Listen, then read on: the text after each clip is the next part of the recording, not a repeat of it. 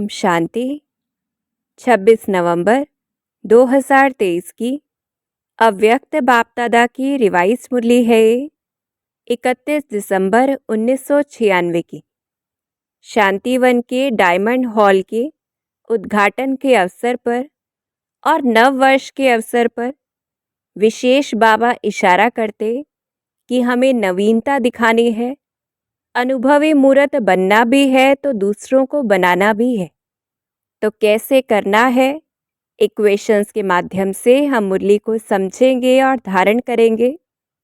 तो हम देखें बाप दादा को जो किस स्वरूप से है हमारे सामने, नज़र से निहाल कर रहे हैं तो अनुभव करें। उसके नयनों में अनोखा टीवी है जो हम कहीं भी बैठे हों तो दूर की चीज़ भी सामने दिखाई देती है, और उसके लिए तो हम बच्चे ही उसकी दुनिया है। इसलिए साकार में जब हम थोड़ा बहुत भी मन बुद्धि से हिलते हैं, हलचल में आते हैं, तो बाप को वहाँ वतन में अनुभव होता है। बाप हमारे दिल की खुशी को भी जानता है, बच्चों की रिजल्ट भी उसके दिल में आ जाती है। और हम अनुभव करें, हम सभी बच्चों को अपनी दोनों बाहों में समाता हुआ वो सहयोग की मुबारक देता है। हम बच्चों के बिना उसको भी अच्छा नहीं लगता, और हम सहयोगी बच्चों का यादगार ही है जो ब्रह्मा बाबा को 1000 भुजाएं दिखाई जाती हैं। तो इस स्वरूप से बाप दादा को देखें, और हम बच्चों को वो किस स्वरूप से देखता है तो वो भी हम देखें, जो अति स्नेही है, स्नेह में लवलीन है, मस्तक में, दिल में स्नेह सहयोग का सबूत दिखाई देता है। तो कैसे सहयोगी बच्चे हैं हम, जिसने चाहे देश में, चाहे विदेश में, चाहे धन से या मन से या तन से, किसी भी प्रकार से ईश्वरीय कार्य में सहयोग दिया। और देखें खुद को जो उमंग उत्साह से सदा आगे बढ़ने वाले हैं, सदा इकोनॉमी के अवतार हैं। समय, संकल्प, वाणी और कर्म को बचत के खाते में जमा करने वाले हम संतुष्ट मणि हैं। तो जैसा बाप दादा हमें देखते, ऐसे ही हम खुद को भी देखें और ऐसा बनाए। तो ज्ञान में बाबा पक्का कराते कि ज्ञान का अर्थ सिर्फ समझना नहीं है, अनुभव करना है, औरों को भी अनुभवी बनाना है।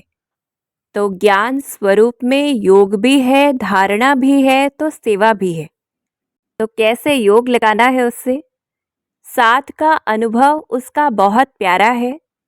तो बाप के साथ उमंग उत्साह खुशी में हम झूमते हैं, सदा अव्यक्त रूप में साथी समझना है और अनुभव करना है। तो जैसे रोज मुरली में अलग अलग पॉइंट्स आती जो हमें अनुभव करनी है, आज की मुरली से पहला अनुभव करना है उसके साथ का, और खुशी और उमंग उत्साह का फिर अनुभव करना है।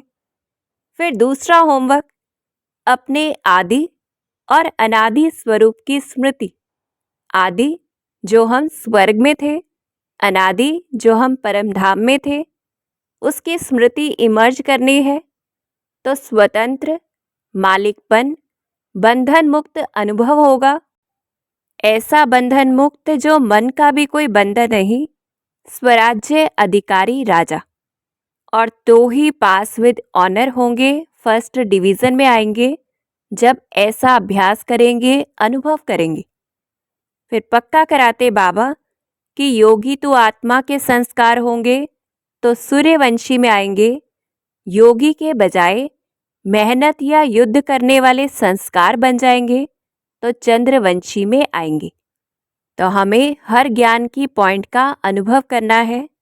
इसलिए बाबा धारणा में पक्का कराते कि नए वर्ष में नवीनता दिखानी है, अनुभवी मूर्त बन औरों को भी अनुभव करवाना है। हर बच्चे को हर शक्ति का, हर गुण का अनुभव करना है। तो एक तो बाबा के साथ का अनुभव करना है, दूसरा आदि और अनादि संस्कार इमर्ज करने का अनुभव करना है। फिर तीसरा होमवर्क, ड्रामा को खेल समझना है, नीचे ऊपर नहीं, सब कुछ अच्छा है, अच्छा ही रहेगा। तो ये एक्सपेरिमेंट करना है।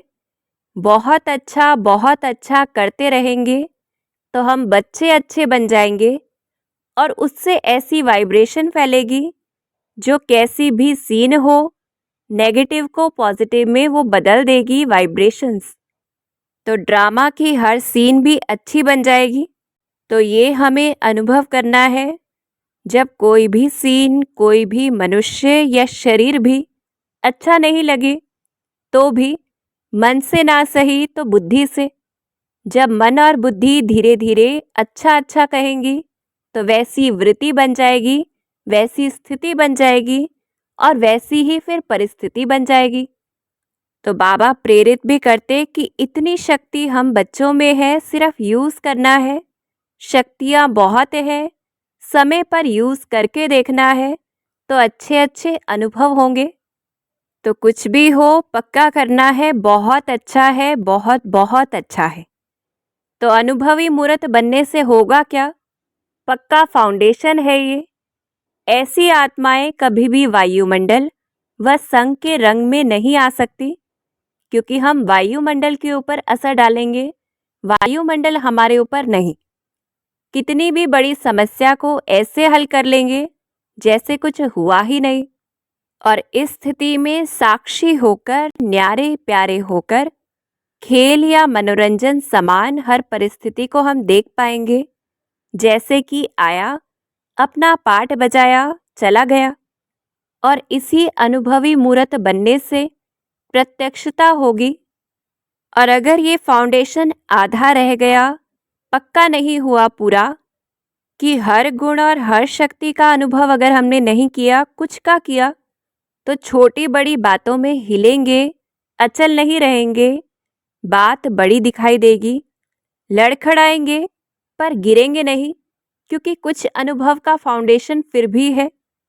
और आज बहुत फास्ट चलते, कल थोड़ा सा चेहरा बदला हुआ होता, तो परिस्थिति अनुसार स्थिति ऊपर नीचे होती रहेगी। और अगर कुछ भी अनुभव नहीं है, सिर्फ वाणी तक ही ज्ञान है, तो सुनने वाले भी जो होंगे उन्हें वाणी के द्वारा बहुत अच्छा कमाल है ये लगेगा। वे भी कभी नाचेंगे ज्ञान सुनकर और कभी सोच में पड़ जाएंगे। तो इसलिए हमें अनुभवी मूर्त बनना है।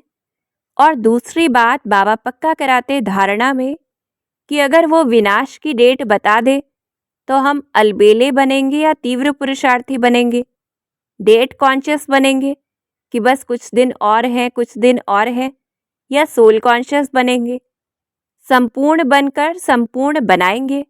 कैसी स्थिति होगी? तो चेकिंग भी करनी है। और इस समय तो हमारे सामने साक्षात ही विनाश की सीन्स चल रही हैं। तो इसलिए बाबा अंडरलाइन कराते कि हर समय अंतिम घड़ी है, हर घड़ी एवर रेडी रहना है। तो अब इसका भी अनुभवी मूर्त हमें बनना है। हम हर दिन को देखें कि हमारे जीवन का आखिरी दिन है, तो हम क्या पुरुषार्थ करेंगे और उससे फिर क्या फायदा होगा। फिर अगला पॉइंट जो हमें अनुभव करना है, निश्चय से हिम्मत का जब हम पहला पांव आगे करते हैं तो बाप मदद का दूसरा पांव उठाने में संपूर्ण पदम गुणा हम बच्चों की मदद करता है। वो मददगार है हर एक बच्चे के लिए, हर समय तैयार है, अंत तक रहेगा, ये उसकी गारंटी है। पर हमें क्या करना है? निश्चय का पहला कदम उठाना है पूरी हिम्मत से, तो उसकी गारंटी है। फिर ये अनुभव करना है। फिर अगला सब्जेक्ट जो सेवा का है, तो बाबा ने अटेंशन खिंचवाया कि अभी परम आत्मा की तरफ दुनिया का अटेंशन, कि परमात्मा का ये कार्य चल रहा है, ये अभी तक भी गुप्त है। तो वारिस निकालना है, स्नेही सहयोगी जो है उन्हें आगे बढ़ाकर, जो नए हैं लास्ट वालों को फास्ट करके, जितना वारिस निकलते जाएंगे तब एडवांस पार्टी भी प्रत्यक्ष होगी और बाप के नाम का प्रत्यक्षता का नगाड़ा चारों ओर बजेगा। सबके मुख से यही निकलेगा कि बस अभी समय आ गया, बाप आ गया और तब विनाश भी आएगा। तो बाबा ने विनाश की डेट भी बता दी है। हमें सेवा करनी है। फिर किस प्रकार से सेवा करनी है?